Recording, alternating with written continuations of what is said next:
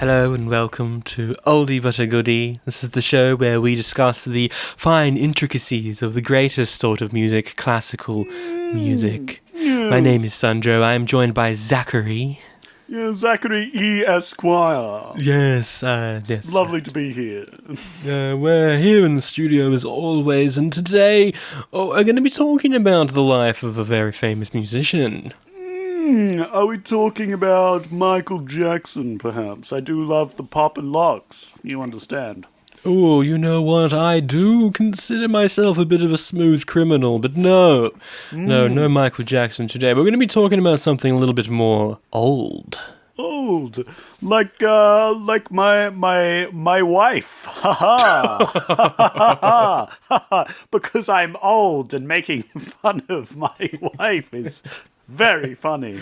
You know what, Zachary? Just the other day I was in the kitchen and do you know what I was thinking to myself? Well, what were you thinking, good sir? I was thinking, boy, I sure hate my wife.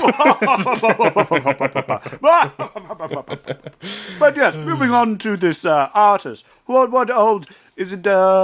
Michelangelo. No. We're not going to be talking about any teenagers today. Oh, right. The millennials. We're talking about Mozart, and honestly, this voice is probably a little grating. Nah, that was a great intro. Don't know what you're talking about. Welcome to Oldie but a Goodie, the show where it's a bunch of old boomers making jokes about their wives. Do you know what I hate, Sandro? What do you hate? I hate it when I'm thinking about how much I hate my wife, and my wife interrupts me. Oh, I hate your wife. Excuse me? I mean, my wife. Oh boy. Well, that was a great intro. This is the show where we watch movies from 1984 during the week they came out in. Hell yeah. I was correct in saying my name is Sandro, and I was also correct in saying your name, but it was slightly different. Yeah, Zachary Esquire. That's always been my name. This week we're talking about Amadeus, the totally 100% factually correct biopic about Mozart. I would say there's definitely facts in there that I know. I knew Mozart was really young. Yes. When, spoiler alert, he died. Yeah, so, sorry guys, he's not alive today, unfortunately. No. But also that he was a bit, interesting. He was a bit of a troublemaker. Yep. I don't know if he was, crazy or annoying, but, you know. I'm not sure. I don't know. I don't think he was American either. Oh, the guy playing him. Yeah, you're right. Yeah. Yeah. No, I think in terms of Mozart and what he did, it was pretty factually correct for the most part. Yes. For the Mozart part. Yes. But for Salieri, he was probably a nice guy for the time, and not not the character in this movie. Oh, it's interesting because the character in this movie still would have been noted down as, Mozart's friend and all that, and it still would have been nice. So he could have been a complete asshole, for all we know. It's true. We don't know. But he probably was just a nice guy who, admired Mozart because he made great music. Is this defamation towards him? I mean, he was dead for 200 years plus by the time this came out. But I still feel like you're kind of shitting all over his legacy. You're putting a lot of negative... I don't think he's that bad of a guy. His motivations make sense. Yeah. You sympathize with him. He's a very sympathetic villain. He tries his best not to get mad at Amadeus, not to, be a bad person and stuff. The problem is he's just being overshined by him all the time. Yes. And it just gets on his nerves and all that. And eventually he has to do something about it. I'm just saying, I don't know. It's interesting that they chose to base this off a real person and not just create someone, which I prefer that it's a real guy, but then I'm also you're kind of messing up his legacy. But then at the same time, he didn't have a legacy when this movie came out. This movie created a legacy for him, so, Yeah. That as well. I think it strums up more interest, and you clearly know this is fiction. Oh, definitely. Straight off the bat, as soon as you see Mozart, you're like, oh, they're taking some creative liberties here. Yeah. I loved how this movie was about jealousy, but it showed a side of jealousy that you don't really see in movies, which is the inherent respect that comes with jealousy as well.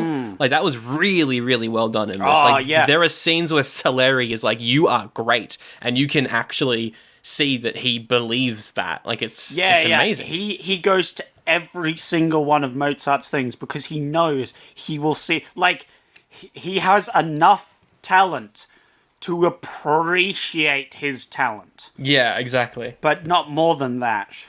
And that's his sort of curse. It's so well done. I know, yeah, it's pretty obvious. I loved this. I thought this was amazing. What were your first impressions? No, it was kind of garbage, to be honest. Oh, no. They did my boy Mozart wrong. What was that laugh?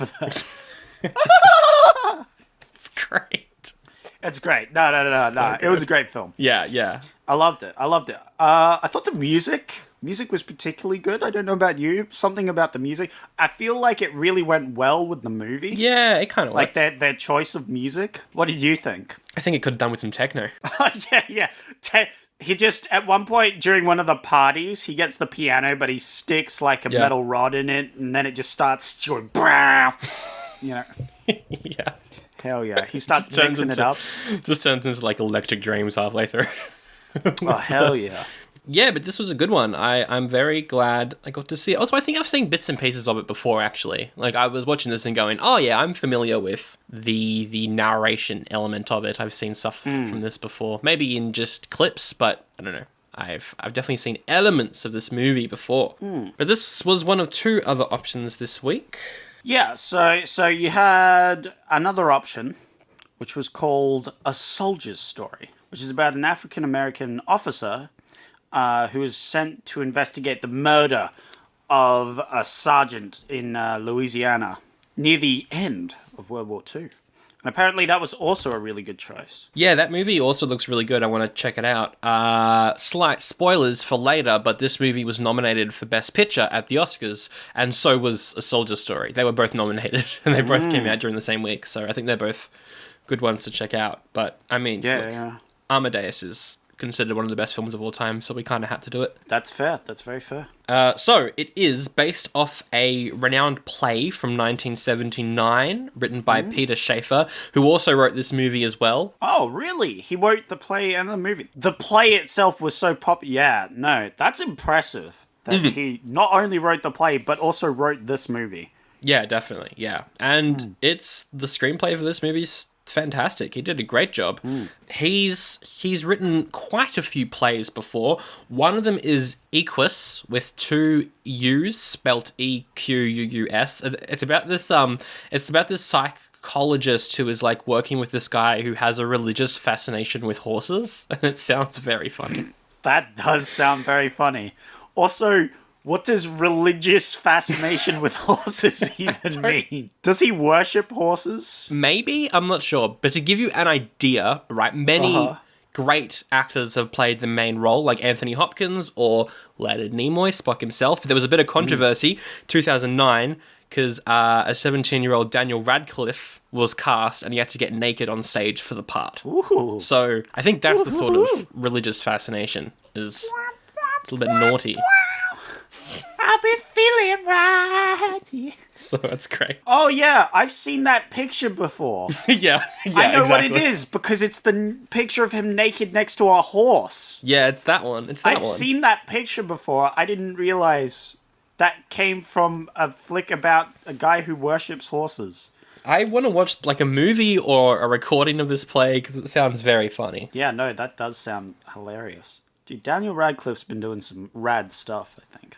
Nice. I love those so filthy rich actors who are just like, stuff it. I can do whatever I want now. I'm just going to do the weirdest indie bullshit. Yeah, he did a movie this year where he had guns nailed to his hands and he had to go around in like a Hunger Games. It was very good. Hell yeah. It was very See, fun. exactly what I'm talking about. Swiss Army Man is a classic. Love that film. It's literally, he could have been replaced with a dummy. He didn't need to be in. The fact that he's just in, the reason he's in it is because he said yes to it, and they're like, fantastic, we're going to have Daniel Radcliffe's name in this. And he didn't even need to act at all. We should do a Daniel Radcliffe movie at some point. I don't know how, but we will. A Daniel Radcliffe marathon where everything but Harry Potter.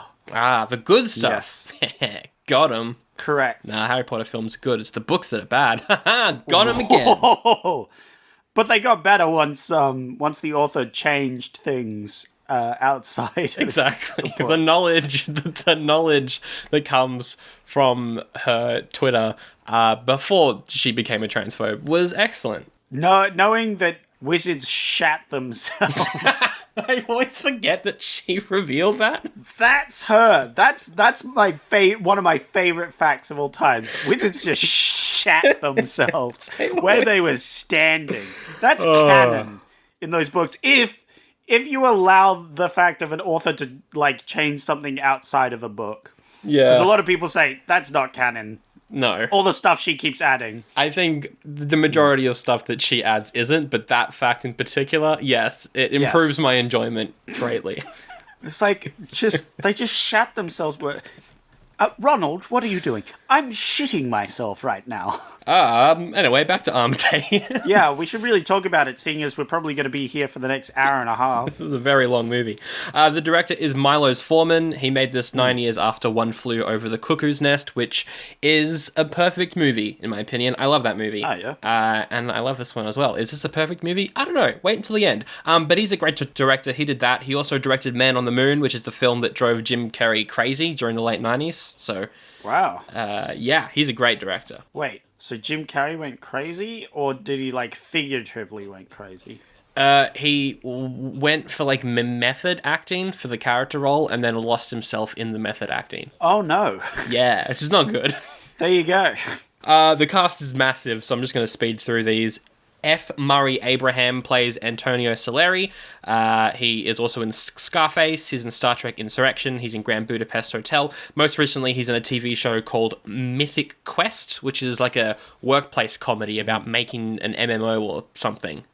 So he's still working, which is awesome. That's good, that's good. Tom Hulse is Wolfgang Amadeus Mozart. He's good. He's excellent. He was made famous by the National Lampoon movie Animal House. He's also the voice of Quasimodo in The Hunchback of Notre Dame 1 and 2. Huh. Elizabeth Berridge is Mozart's wife, Constance. She hasn't really done too much after this movie. She was in a sitcom where she played a maid, and that was like the only super notable thing that she's done, sadly, because she's great in this. I was a little sad to see she hasn't done too much.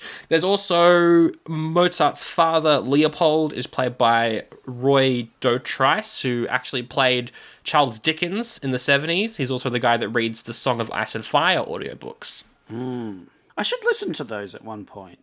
I haven't listened to their audiobooks. Emperor Joseph II is played by Jeffrey Johns, who is in Ferris Bueller. He's in Beetlejuice. He's in the TV show Deadwood. He's also a registered sex offender, so fuck him. He's only in the director's cut, but Kenneth McMillan is in this. He was the dad in Reckless, that movie we did in January that everything comes back to. Kenny Baker is in this as a performer during the parody of Don Giovanni that we see, that Mozart is thoroughly enjoying. He is R2-D2 in episodes 1, 2, 3, 4, 5, 6, and 7. And finally, Cynthia Nixon plays Mozart's maid Laurel. She's Miranda in Sex and the City. So an all-star cast, by all accounts. All-star cast. Yeah, no, it was good. For the reception, 93% on Rotten Tomatoes, audience score of 95, higher. I was actually expecting it to be a little bit lower, but that's good. Yeah, sometimes they get them right, sometimes they don't. It was a massive hit, considered one of the greatest movies ever made. It won a lot of awards, but just focusing on the Oscars, these are the awards that it won. So Best Picture, Best Director, Best Actor. The Best Actor went to Abraham for Salieri, although Mozart was also nominated. They were both nominated in the same category, which is massive. Best Adapted Screenplay, Best Art Direction, Best Costume Design, Best Makeup, Best Sound. So it basically won everything. Yeah, no, that good on them. It also cost $18 million. What do you think it made worldwide? Made worldwide. How much did it cost? 18 million. I'm going to give it 35 mil. Ooh, it made quite a bit more than that. Okay, that's good. That's what I like to hear. 85 mil. Oh, you were so close. 75? Oh, yeah, a little higher, actually. Little higher. 82? Maybe like 8 higher. Oh, right. So, like, 90? Yeah, 90. Wow. You make those so difficult, Sandro. I don't know how I managed to get them. Yeah, 90 million. That's pretty good. That's pretty solid. All right, let's jump. Let's jump right into the movie. We can talk about the font if you want. Oh, yeah? I've got a bit of a bone to pick with the font, to be honest, but you go ahead and describe the font itself before I go on my little rant. I was fine with the font because it wasn't too crazy. It was just like your basic. You got some white stuff. You got some swirling. You know, you just do a bit of font. The font itself was good. I more had an issue with the words that were on screen. Because we both watched the director's cut. Yeah. When you see the title Amadeus, it says the guy that wrote it, his name, then it says Amadeus, then it says director's cut. And I was like, what? Yeah. What? Well, that's what it is. It's a director's cut. Yeah, but don't put that in the opening font of the movie. What are you doing? I didn't like that, quite frankly. Is that what you're mad about? What's the opening, though? So the opening, we see a couple of servanty boys. They're bringing some yummy sweet dishes, which comes back, which I didn't even realize till thinking about it right at the second. Yeah, they explain what the cream is that they're using later. Yeah, they're So they have these sweets that they're bringing to this guy. And they're like banging on the door. It's like, hey, we have some sweets. Open up the goddamn door, you bonobo. They start eating the sweets. Yeah. One of the servants starts literally like licking out of the cup. Yeah, that grossed me out. Yeah, that was like, ugh, that's not sanitary. Ugh. They burst in after they hear some noises. Yeah. There's some loud clattering and then like a bang. He's also yelling, Mozart, forgive your assassin. As well. Yeah. Which is rather important, I think, for the plot somewhere. I think there's something about murdering Amadeus. Yeah, I can't remember. I think it's important. So they burst in and they see he's cut his, jugular. He's cut his Adam's apple or whatever. And he's, on the floor, clutching his blood everywhere. So, of course, they bring him to the hospital. So the next scene or so is them hoisting him into a carriage or whatever and taking him to the local loony bin. Yeah, there's a lot of just naked guys running around in that loony bin. I think I saw a dick. I don't know. I saw an ass. Okay. I remember the ass. I'm glad I don't remember the dick. I think I'm not sure. I'll have to go back, but I was like 80s. Honestly, I suggest you don't. It's probably right because then I'll see the director's cut font and go, "Oh, I'm throwing this out. This is garbage." Why is this a problem for you, Sandro? So yeah, he's taken to the mental hospital, and a priest comes to visit him, and they're talking. The priest is like, "Do you have something to confess, old man?" And the old man is like, "You've never heard of me? What do you mean?" He starts playing pieces of music that he supposedly composed, and the priest's like, "No, I've never heard of these. Never heard of these." He plays one song. Though, and the priest is like, "I have heard of this." And Salieri's like, "Aha, that was not my piece, that's Mozart. And that is why I killed Mozart, sir."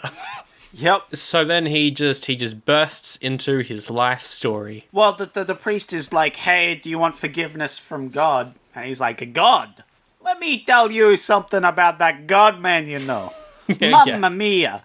It did kind of start off with those accents. For the first maybe 3 minutes, I think the guys that were running towards the door had that, "Hey, open up the door." And I was like, oh no, is this going to be the whole movie? Yeah, but then they sort of just abandoned accents. Yeah, which was good. The rest of the film. Yeah, which is definitely probably a plus. But anyway, yeah, he goes into his life story, which involves him as a kid. His dad was like, "You're not going to play music. That's not a real job." And so he prayed to God, and then God supposedly killed his dad, and he was like, "It's a miracle. I can now play music." Heck yeah, dab on that, Dad. That was such a good moment. Yeah, that was good. That good. was so funny. It was a good logical leap. He was like, my dad hates music, but I really want to become a famous conductor. Please, God, help me become a famous conductor.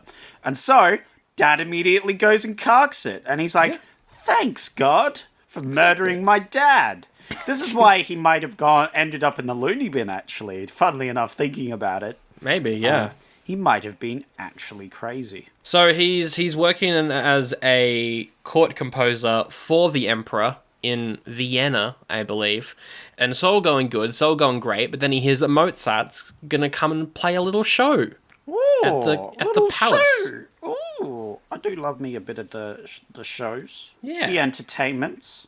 I would say that the royal himself is a bit of a musician. He's a bit of an artist himself. Now look, the actor, but he's pretty good in this. Like, I quite like the Emperor. He's quite funny. It's a shame the actor's an awful person, probably, but Yeah. quite funny. Yeah, he definitely can't play a piano. Haha. So Mozart comes to the castle, and I personally really liked the way that they introduced his character, which is Salieri's hiding out in this room. Can't really remember why. I think he's just creeping around looking for some food. That's so I think he's looking for Amadeus and then gets distracted by sweets because, as we know for a fact, that's his weakness. And the movie does continuously make him fall for the old sweetsy doodle. It does happen a lot. Yeah, you're right. So, I can't fault him. His one weakness. Yeah, so he's hiding in this room, and then all of a sudden, who comes bursting through the door? Two people. Oh, yeah, it was the wife. Yeah, I remember now. It's the wife and Amadeus. They burst through, and at first you're like, who's this clown? Who are these scallywags? What are they doing? They're like playing games. There's a quote where he says, people fight backwards. It's very funny. What? He was talking backwards as well. Yeah. Which I thought was very interesting. He proposes to her backwards, and it might be a joke proposal. I don't know. They get married, so who knows, really? Yeah, probably not a joke proposal then. But the whole time, like, it goes on for a while, and you're like, who are these people? Who are these people? And then we hear rather, that Mozart's music is being played from the main room, and the guy's like, oh no, they've started without me. That's my music. And you're like, oh man, that's Amadeus. Oh my god, that's Mozart. That's Wolfgang Amadeus Mozart. Oh my god. It's a great reveal. Oh my god. Well, it was a pretty obvious twist. It was pretty obvious. Oh my god. It was very good. It was good for the character though, because the guy's like, wait, that guy rolling around in the dirt, in the muck, that was Amadeus? Yes. Now, what did you think when you first saw Mozart bursting through the room and doing his laugh and acting like a fool? What did you think? I've seen some other depictions of Mozart, and he was a bit like that. Yeah. Another depiction. So, I mean, I saw it coming from a mile off. I thought the actor looked very weird in a wig. That's for sure. Him and wigs don't get along. It doesn't help that they give him the wackiest wigs. And, like, that's a part of the film, is he just loves really wacky wigs. Yeah. So he does look a bit ridiculous, and of course the laugh is great. So good. It's just like that. That's the best impression I can do, and oh boy, it's throughout. The laugh just, it hits you every time. Yeah, it's good. It's like- good. He's fantastic. It's like a gentle slap across the face every time it comes in. Yeah. It's so jarring compared to anything that's happening. It's good. Yeah, no, the actor is phenomenal. He's so funny, but also so serious. It's truly a fantastic performance. Yeah, it really is. Well, he's serious as a young person is. Like, he doesn't take everything as seriously as all the adults when he takes things seriously. Yeah, exactly. But he is trying to be serious a lot of the time, but also the time he's just having a bit of fun. Yeah. But, you know who isn't a fan is Salieri. Because he's like, man, the music this guy writes is like, it's like the voice of God, but why is God choosing to have this music come out of such a rude little boy? Yeah. That's nearly a direct quote. But he's chillaxing. He's like, you know what? That's fine. This guy's super talented. He's here. You know, he won't be here forever. You know, he decides to write a piece for Amadeus. Yeah. A little welcome piece. Gets old what's his face the King Emperor dude. He wants to play it, so he plays it. and he's like, his timing is awful. He's hitting the right notes, so good on him, but it doesn't sound great because there's no timing there. There's no rhythm. Yeah, I think at the end he plays it decently. I think so, yeah. Like, the conductor's, like, just gently trying to push him in the right direction when he's playing it, as they get Amadeus, and you hear this little ditty.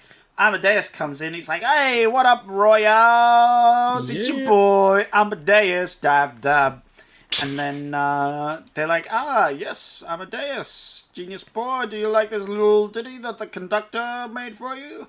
And he's like, "Oh, yes, but let me play it." So he plays it out, but he doesn't have the script in front of it. Once heard, he can play the entire thing without, needing sheet music. Yeah. And so he does that, and then he's like, and then it just starts repeating. Well, maybe that doesn't work. Let me just change it up. Yes. So he changes it up, and he makes it sound even better. And it becomes a song that we recognize. It becomes a song that Mozart is well known for. And, like, again, clever writing. That was really, really well done.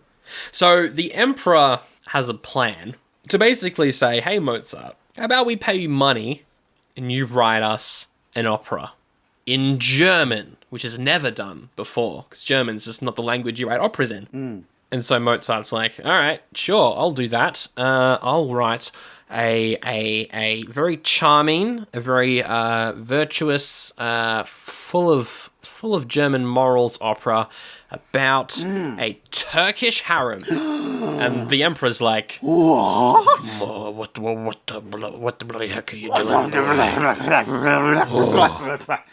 I love the courtroom, and they're like, "A harem? My! That's not proper." That's great. See, proper things, proper what should be in Italian. That is the proper thing for a stage. That's the proper language.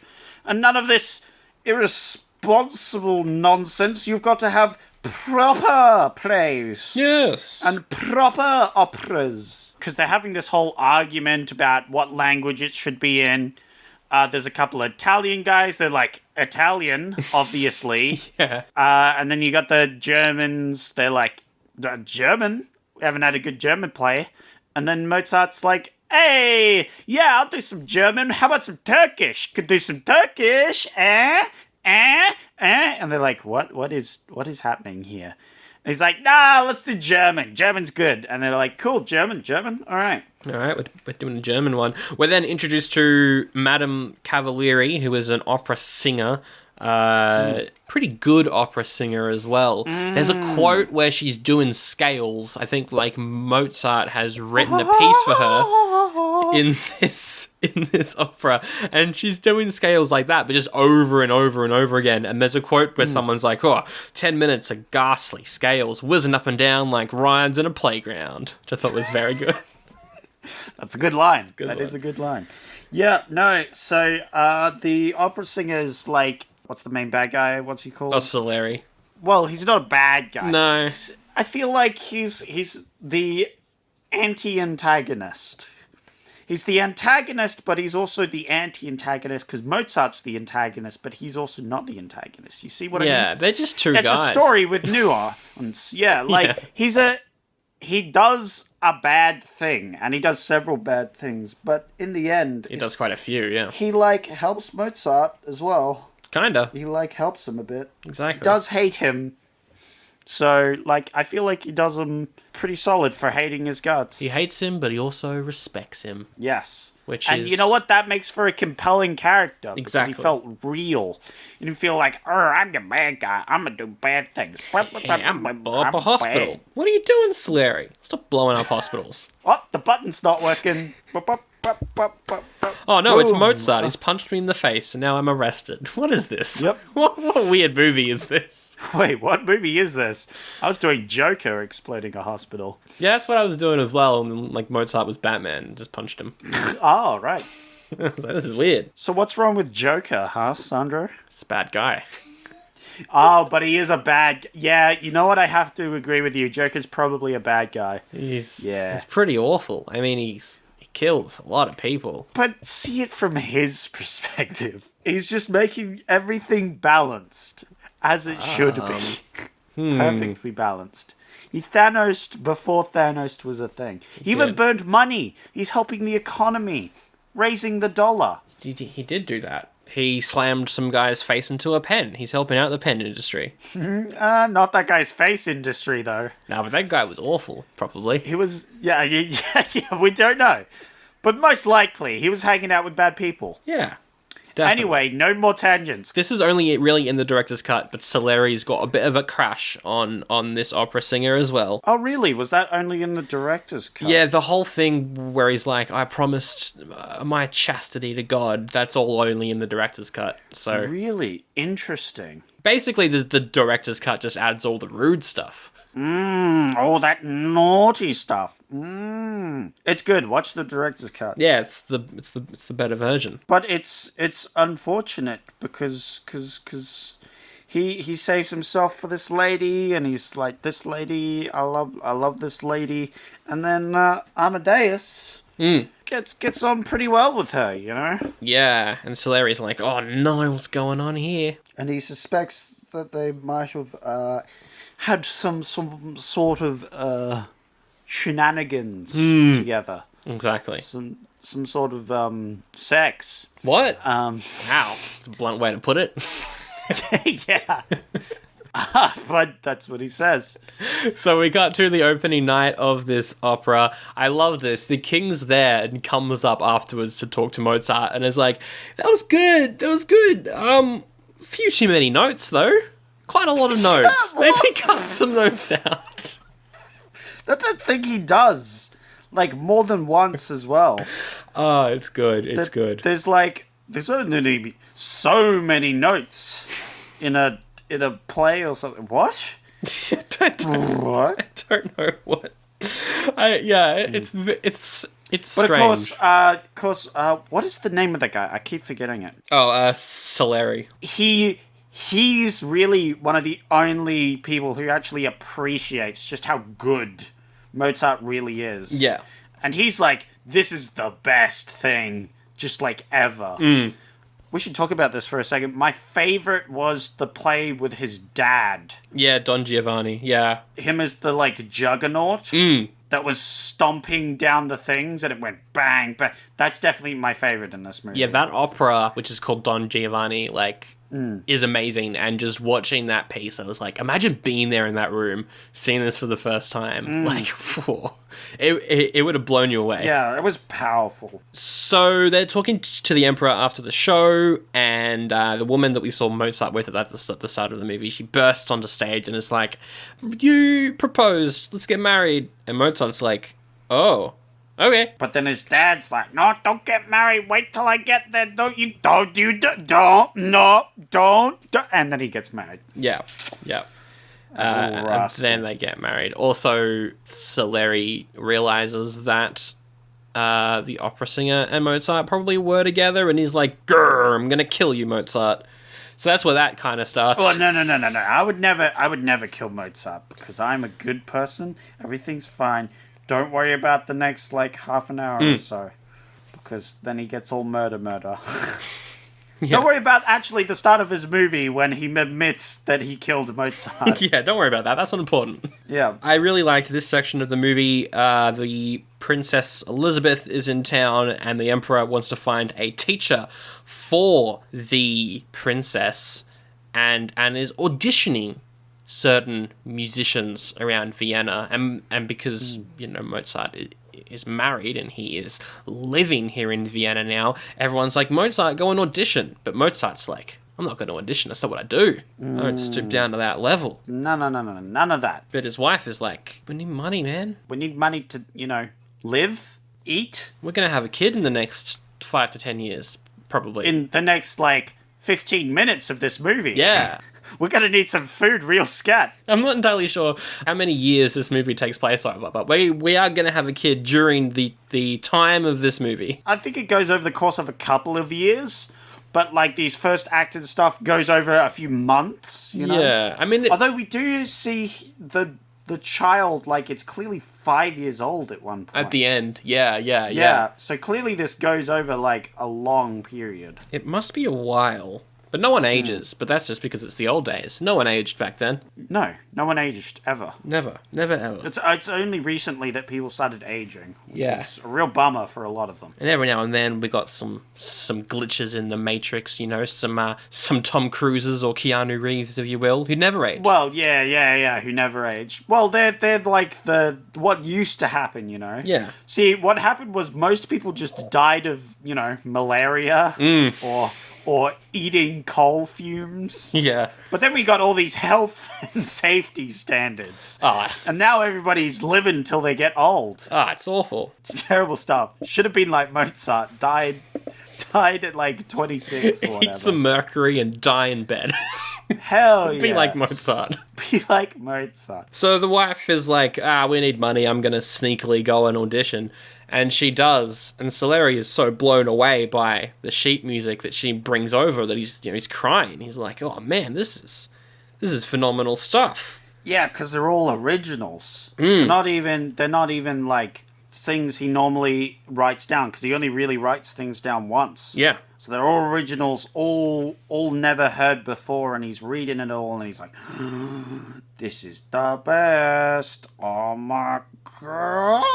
Now, in the theatrical cut, he's just like, "Oh, this is bad. Get out of here. Just leave. I don't want this." But because we watched the director's cut, they made his character a little creepy. A little bit, yeah, definitely more villainous. Yeah, I think I liked this edition because it does make you turn on him earlier, I think. Because you already know that he's not the best guy, but this really cements the fact that he's going to do anything to get rid of Mozart. So he coerces the wife to come in late at night so they can bang because he's going to help her get Mozart a job.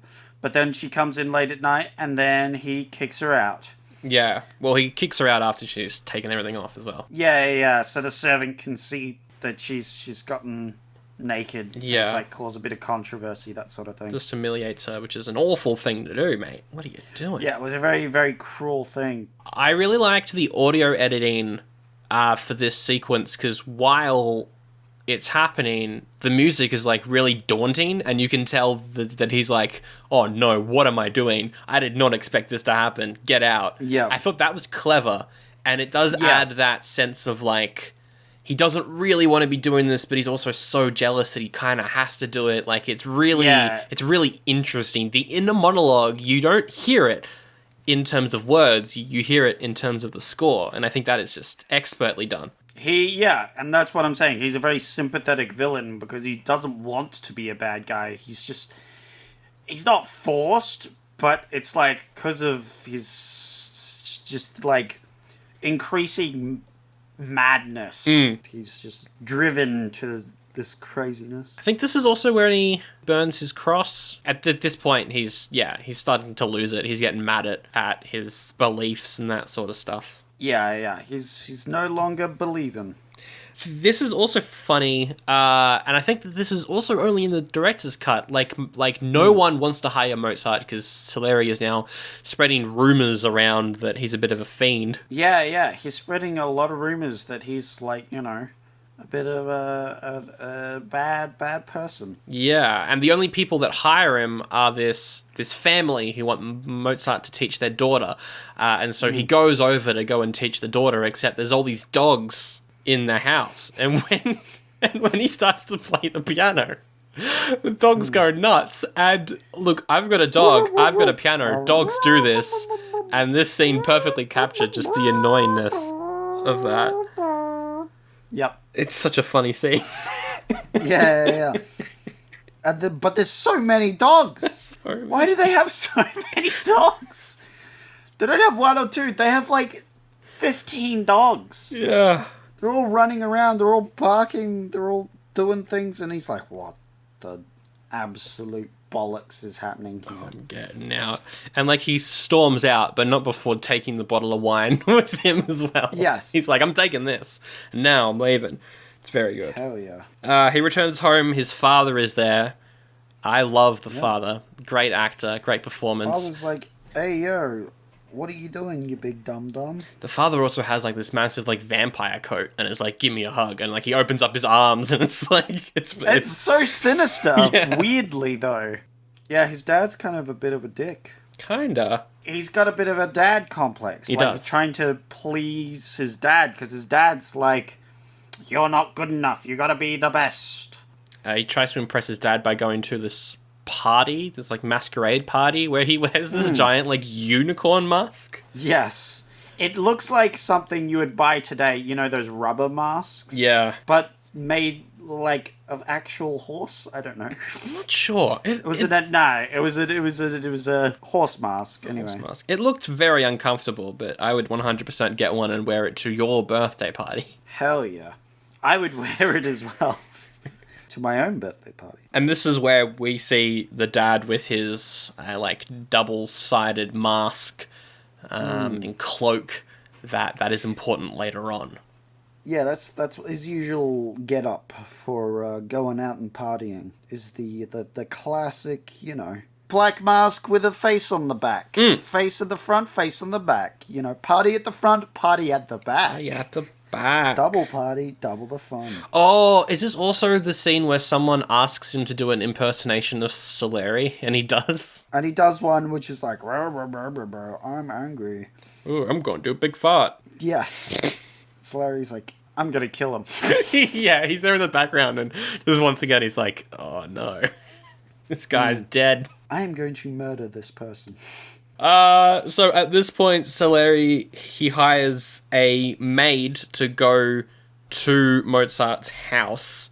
He's paying for it, and she's not to tell Mozart who is paying for her to work at his house. So she's there, and she's also spying on him. She's giving him information, letting him know when Mozart's out of the house so that Salieri can go in and do some snooping, which he does, and he finds that he is writing a play based off the Marriage of Figaro, which is a French play that is actually banned in Vienna, because the emperor's like, this is not good, no, too rude. Mozart's trying to keep it all hush-hush, secret, but doesn't keep it secret. No, and so Salieri tells the emperor about this, and the emperor confronts Mozart, and it's like, mate, you done goofed. What the frick are you doing? Mozart? What the frick are you doing? What are you doing? You're messing everything up. We respect you. We love the kid. But, yeah, Mozart, what are you doing? French? Ew. More like it. French people? Oh, gross. Do you know what they eat? Like everything. The first time I saw a French person, they said "we" to me, and I was like, "You what?" Excuse me, Mr. French person. We. French person. I really like the quote in this scene, though, where Mozart is explaining why he wants to do this. He says, with music, you're going to have 20 individuals speaking at the same time, and it's not noise, it's harmony. Oh, yeah, because he's planning to have them all, like, one by one come in and start, like, singing, following the same sort of tune and stuff. And it's going to go on for 20 minutes. Yeah, it sounds phenomenal. Yeah, it sounds good. Very good. And, yeah, that quote in particular was excellent. Yeah, but the king's not so impressed. The emperor. And so Mozart, he gets down on his knees and is like, all right, this is how the opera begins. And he starts explaining it as we cut to him doing the actual play. Yeah. Because they let him do the play, of course. They let him do it, yeah. Well, it takes a little bit more, because he also wants ballet in it, but then the guys are like, oh, but the emperor doesn't like ballet. Ballet's banned. And that goes on for a little while, but eventually, yeah, the play ends up happening. And he's like, is everything goddamn banned? What the fuck? So yeah, he does the show. It's opening night. It's fantastic. And look, I don't know about you, but opera, it's not really my thing. I like classical music, but I've never really been one for opera itself. I quite liked these. Yeah, but that's the thing is, like, the movie really draws you in, and I think it's because you know the creative side behind writing it based off these two characters. I think it just makes you appreciate it more. And Yeah. The long sequences are really, really good. Yeah, it was good. I love the way they cut from like normal scenes to opera with the sort of singing that just starts in the normal scene and then it just goes to the, the other one. It's good. It's really good. But unfortunately, Mozart's luck is running thin because the Emperor does a yawn. Yeah, so like finally at the release of this play, like what's his face? God damn it, I keep forgetting his name. Salieri. Salieri is like, this is the best thing I've ever seen in my goddamn life. My career is over. And then the Emperor's like, ugh. And he's like, oh my goodness.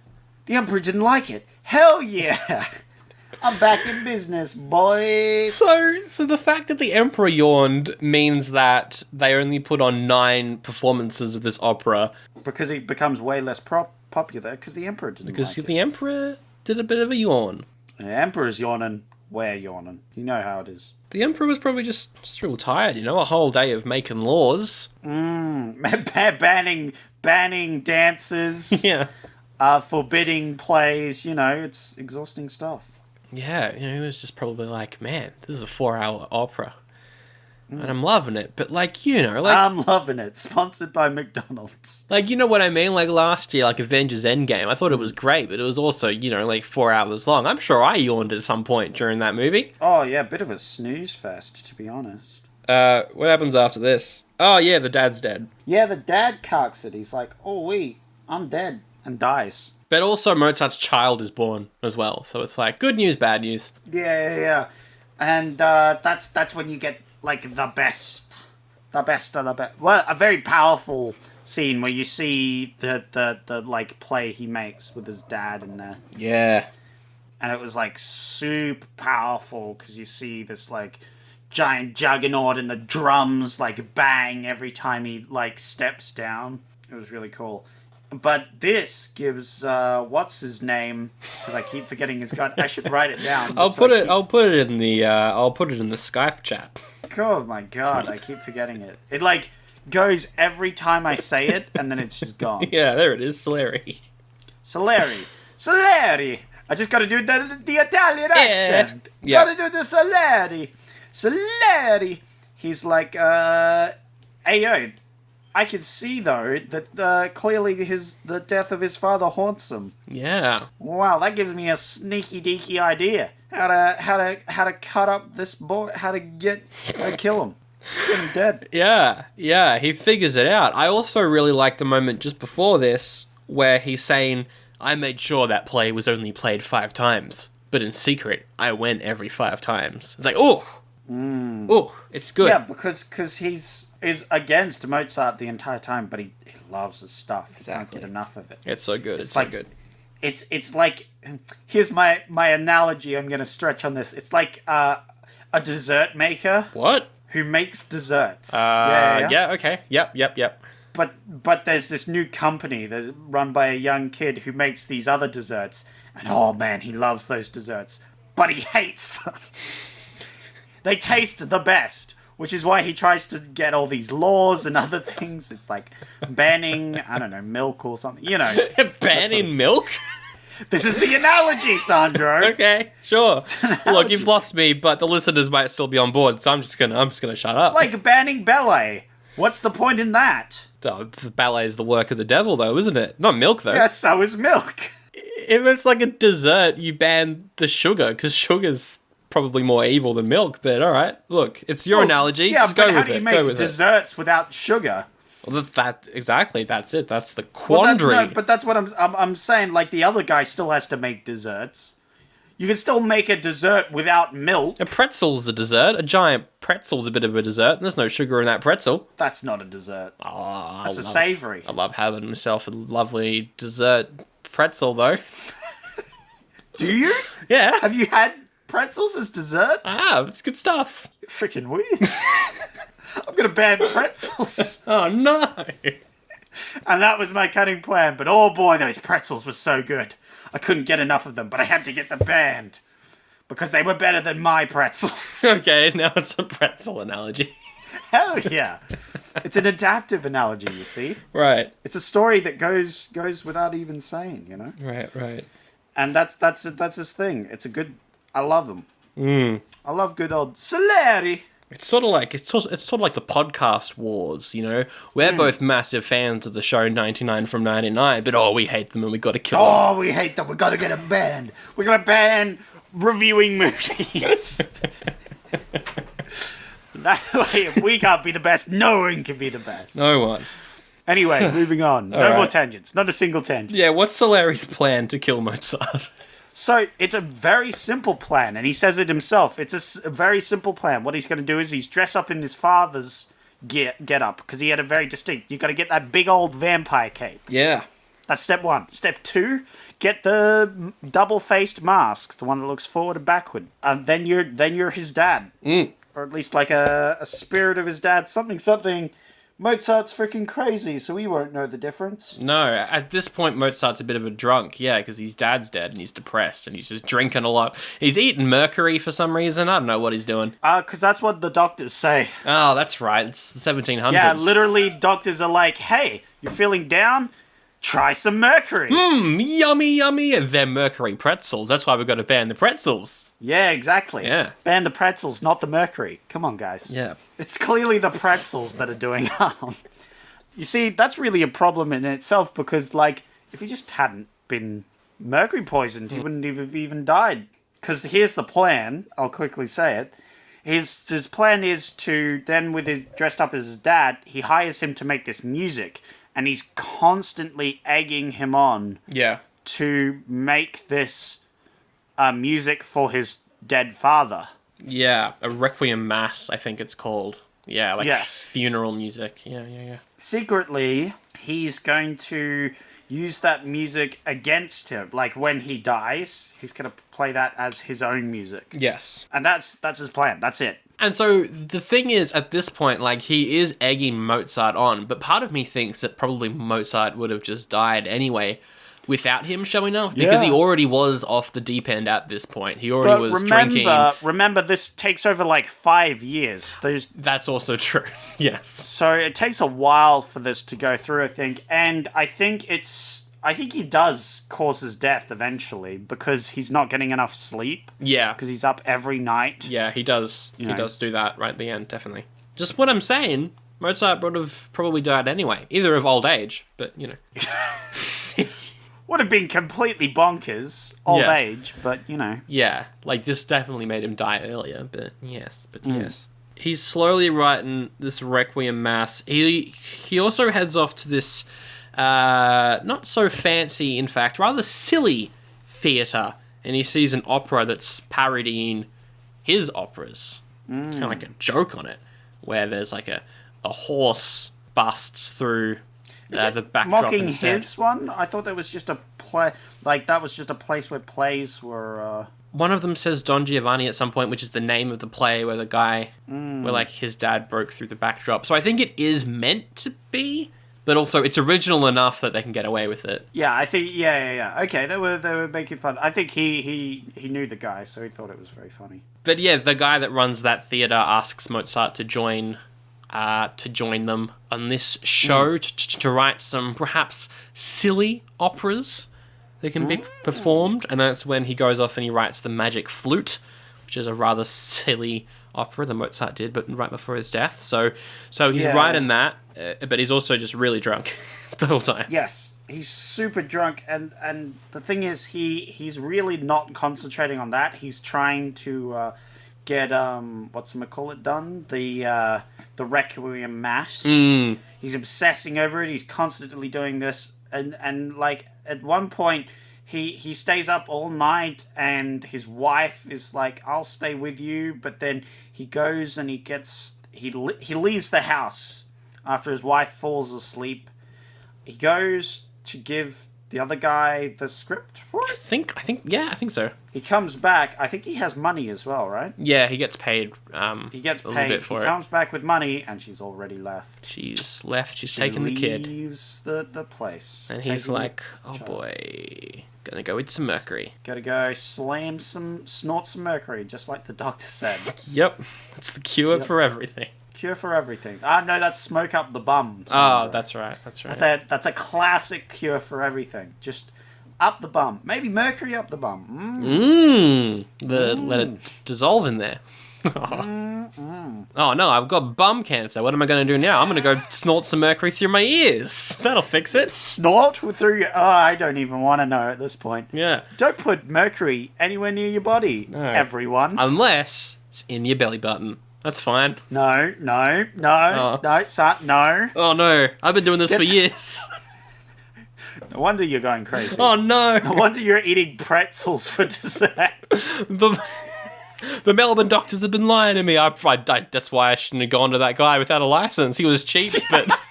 Cheap, but not worth it. Not worth it. Or he's like, oh yeah? You just get this like mercury stuff, put it in your belly button. Just put it in there. I've been right. I'm not dead yet. I'm not dead. Well, that was a couple of years ago, obviously, because he's died recently. Oh, yeah. Oh, you know him as well. Yeah, I know old Craggy. Craggy, the doctor. Craggy the Mercury doctor from Melbourne. Yeah. Everyone knows good old Craggy, how his license got revoked and all that. It's a good time.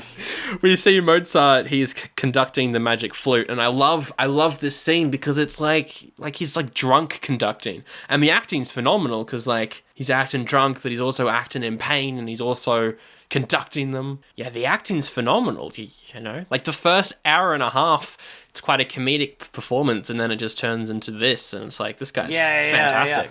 And the guy on stage, who's his friend, he's doing the stage act, but he's also, like, looking to the side to watch Mozart because he, like, collapses. Yeah. And he, like, does the play, but he sort of pauses in the midst of the opera, and he's like, should I keep going? And then he just continues on, you know, show must go on. Whereas Salieri, he notices that he rushes down, and he's like, oh, my God, Mozart's collapsed, quick. You, sir, grab him up. He gets picked up and he takes him home. Yeah, takes him back to Mozart's house. Mozart's like, oh man, you're the best friend I ever have. You always come to all my plays. You're just the best. And he's like, haha, yeah. I'm real good to you, huh? And then there's a knocking at the door and he's like, oh my God, it's the guy in the coat. He's here, don't let him in. But, of course, Salieri... He's like, well, it's clearly not that because I'm him. Yeah. But yeah, I'll go check on at the door. And he goes to the door and it's the play guys. And the play guys are like, is he okay? And he's like, yeah, he's fine. It's like, cool. We got him some money. And he's like, oh, sweet. So he goes over to Mozart and it's like, hey, the black man bought you some money. And there's more in it if you can just finish this play tonight. And he's like, oh, man, I can't finish it tonight. I'm gonna die. Salieri is like, hey, I'll help you fix it up. And he's like, you would do that?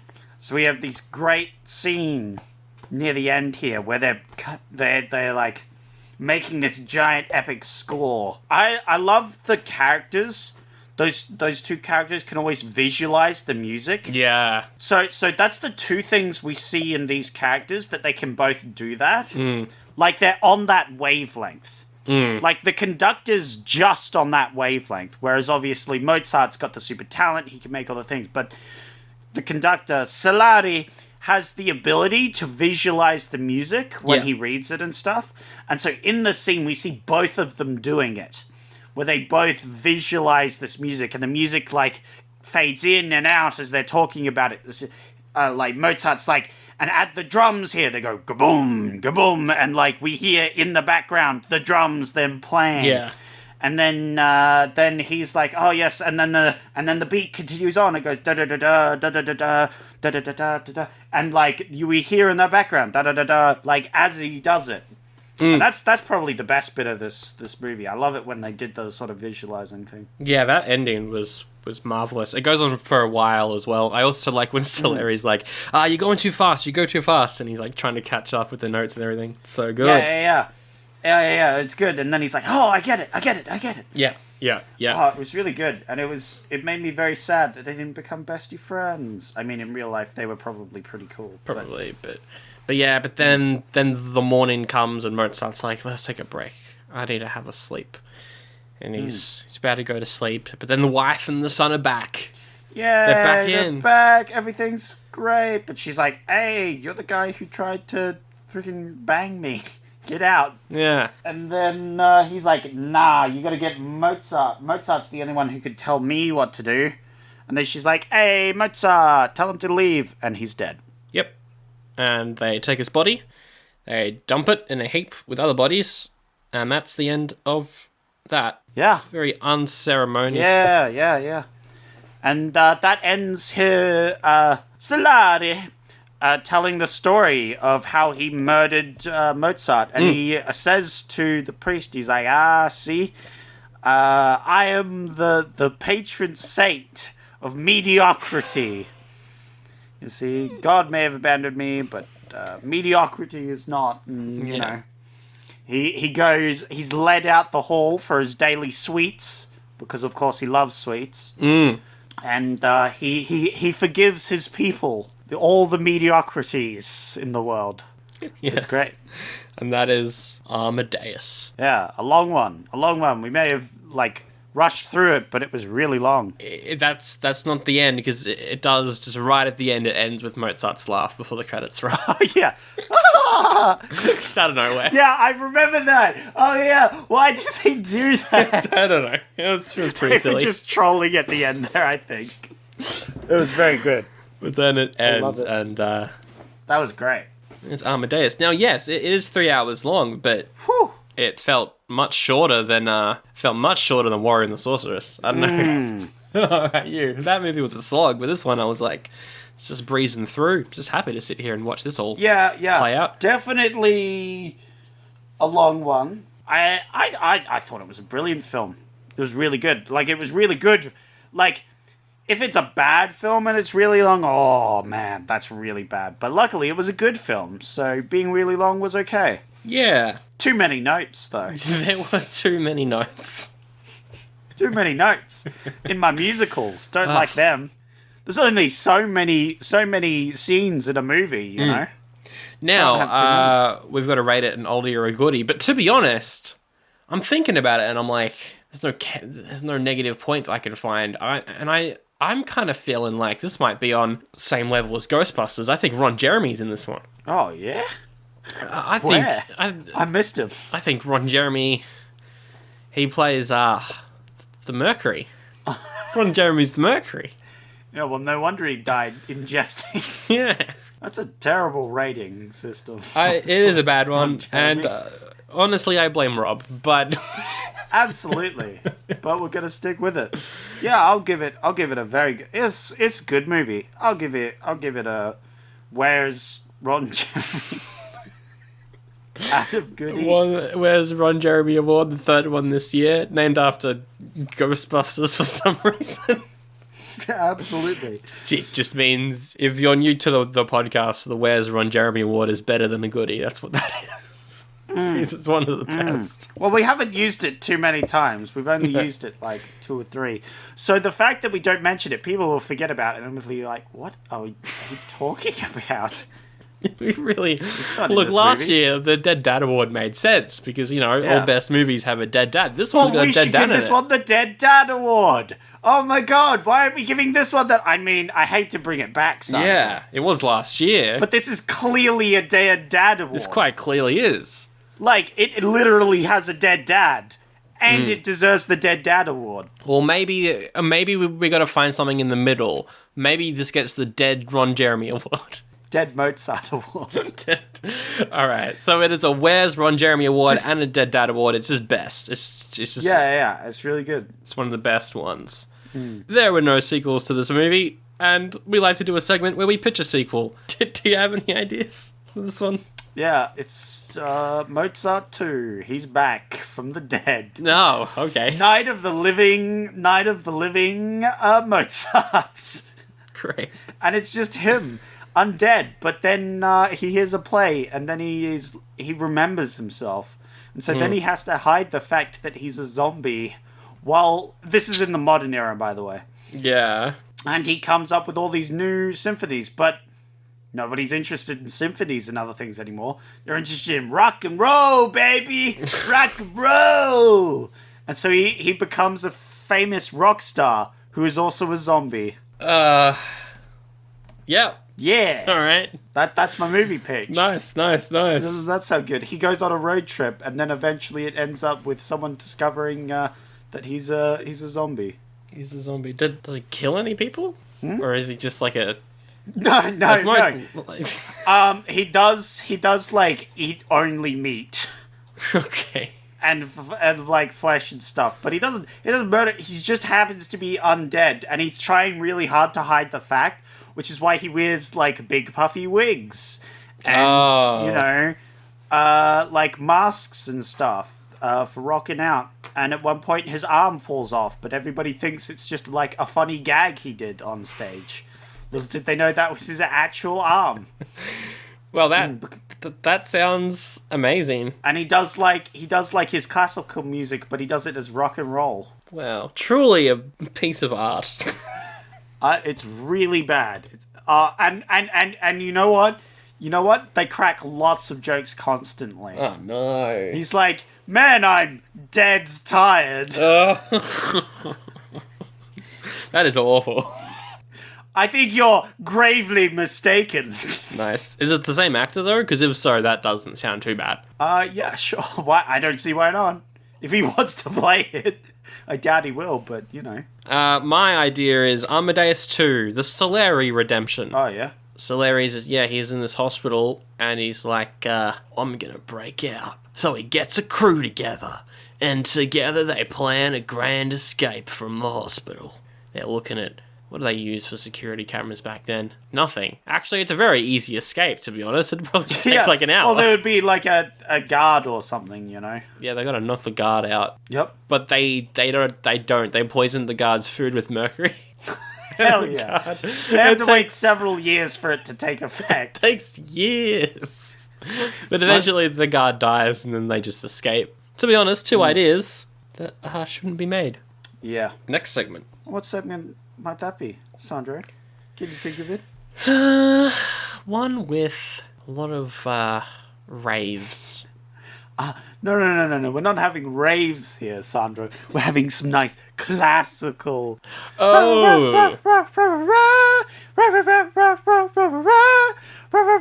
Raving reviews. Great. You still use the word raving, though. Yeah. But it's classical raving reviews.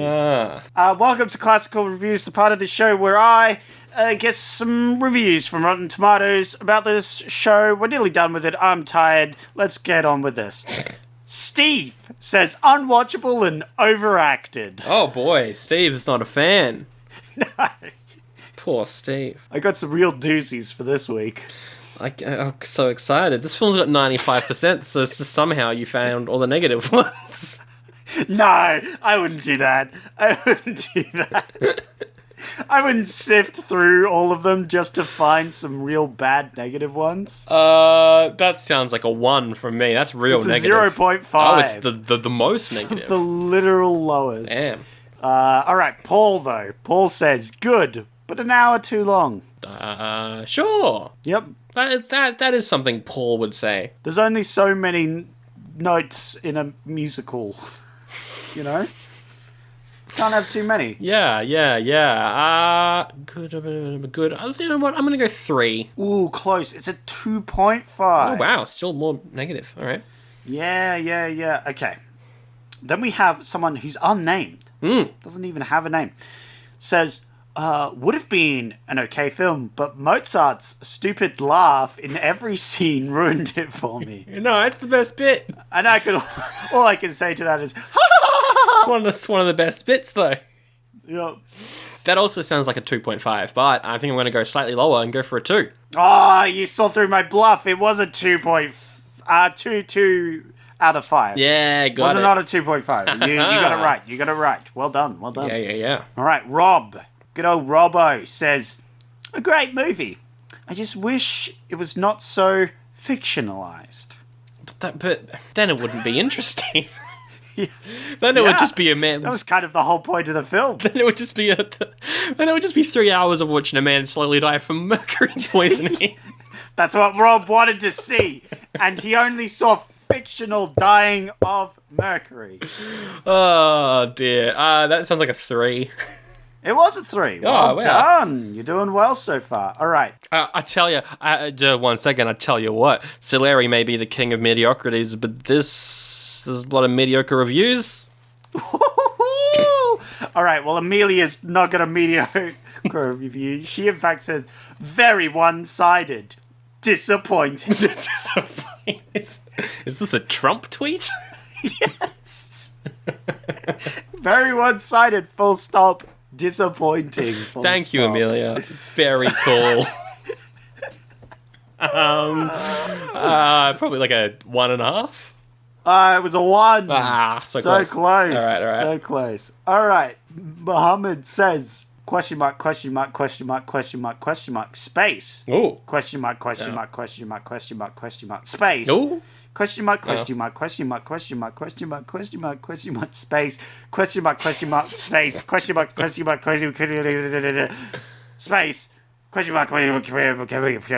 full stop.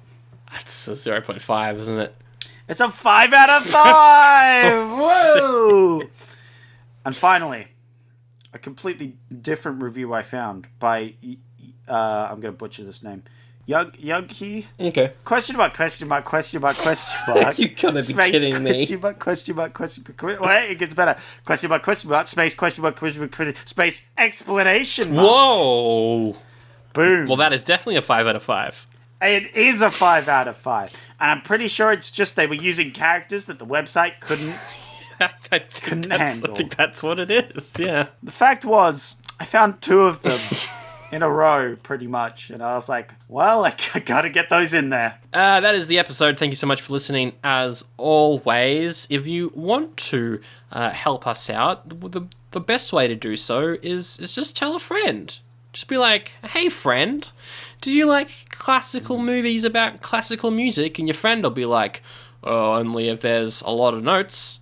And you'll be like, well, friendo, I've got just the movie for you. Show them the movie, then show them the episode. And your friend will be like, thank you, friend. Or your friend will be like, this is awful. I'm going to unfriend you. Use also links to our email address if you want to get in touch with us. You can shoot through an email. Let us know your thoughts on this movie or your thoughts on movies in general. What's your favourite movie and least favourite movie? Let us know. We'll read it out. We've also got a Facebook page and Instagram accounts. We'll make an Instagram account for the show one day, maybe. And then you'll be able to see our faces on Mercury. Anyway, links to everything in the description. Zach, you're picking next week's episode. What song? Let's quickly go through them. Your first option's called All of Me. All of you? All of Me. A rich woman dies and her spirit inhabits her lawyer's body. So she possesses her lawyer. Oh, yeah. The lawyer's played by Steve Martin, and it's a little comedy romp. Oh, yeah. I guess, about money. So that's fun. There's Places in the Heart, set during the Great Depression of the 30s. Young woman has to take care of a farm after her husband dies. Sounds depressing. Yeah. There's Windy City. A Chicago writer thinks back on his life thus far, and he's like, what did I do wrong? Is that just a movie? He just thinks about all the things he's done? I mean, you probably see it in flashbacks. But Well, yeah. No kidding. You've got Threads. It's actually a TV movie. Never went out to cinemas, but it's in here because it's a TV movie made by the BBC, but also the Australian Channel 9. Ooh. What's it about? British and Australian show. It's about 2 families who try to survive a nuclear war. It's considered one of the first movies to actually show a nuclear war in the style of stuff like Fallout. Oh, wow. Just barren landscapes, that sort of stuff. And then you've got The Company of Wolves, which is a gothic werewolf movie. It's a little bit like Little Red Riding Hood, but the wolves wear bibs when they eat. Now, that one sounds pretty good. Sounds like a fun one. I want to do that one, Sandro. Okay. All right, well, The Company of Wolves. Great. Hell yeah. A gothic werewolf movie does sound very good, though. Yeah, no, that does sound great. All right. No one understands me. Oh, why is that, honey? Because I'm a literal wolf at the moment. Rah, rah, rah, rah, rah, rah, rah. Wrapping it up with the best quote from Amadeus. I've actually got a serious quote, so I'll go first before you probably do a joke one. I would never do a joke one. With music, you can have 20 individuals speaking at the same time, and it's not noise, it's harmony.